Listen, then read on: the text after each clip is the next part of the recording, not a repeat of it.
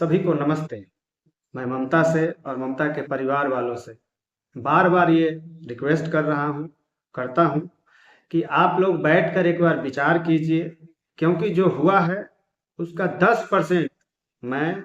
जोर देकर ये कह रहा हूँ कि उसका 10% भी आप लोग नहीं जानते हैं, या फिर आप लोगों को लगता है कि मैं कहीं से भी किसी भी प्रकार से गलत हूँ, तो मुझे अपने सामने बैठाइए या तो समाज के सामने बैठाइए, फिर मुझसे सवाल कीजिए कि मैं ऐसे गलत हूँ, मैं कैसे गलत हूँ, और अगर मैं उसका जवाब नहीं दे पाता तो फिर आप मुझे जो सजा देंगे मैं भुगतूंगा। लेकिन केवल इसलिए कि आपका सामाजिक प्रतिष्ठा आपकी बेटी के सरकारी नौकरी में जाने से बढ़ गया है, तो इसलिए आपकी बेटी को कुछ भी करने का अधिकार मिल जाता है।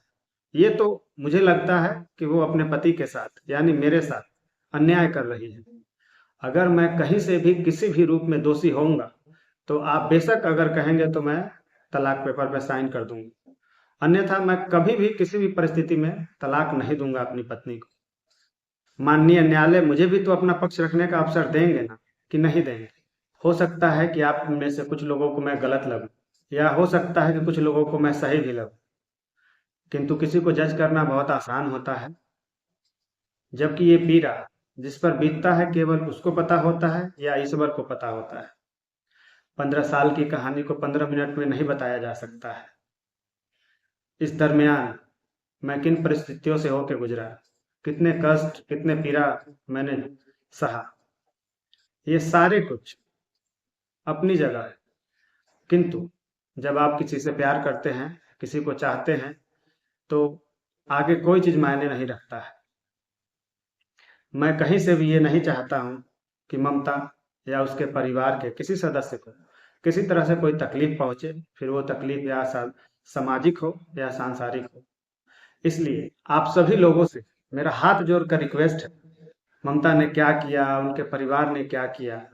बजाय इसके कि पीछे क्या हुआ है, आगे क्या होना है,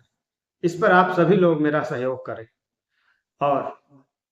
ऐसा प्रयास करें कि ममता यानी कि मेरी पत्नी और साथ में उनके परिवार वाले मतलब ये जरूर विचार करें कि आखिर मुझे किस गलती का सजा दिया जा रहा है। तो इसलिए आप सब लोग मेरे साथ, शायद हो सकता है इतना दिन से मैं अकेले प्रयास कर रहा हूँ इसलिए असफल हूँ, आप सभी लोग मेरा थोड़ा मदद करें और ममता और उसके घर वालों को मनाने का प्रयास करें,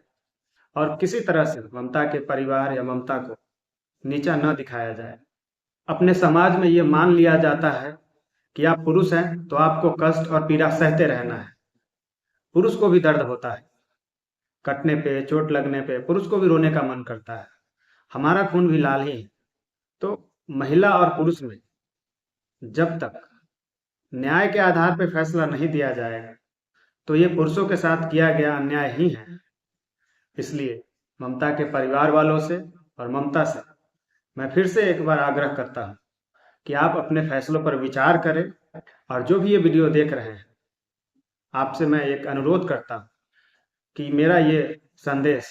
मेरी पत्नी जो कि अहमदाबाद में पोस्टेड हैं और उनके परिवार जो कि पश्चिमी चंपारण के रामगढ़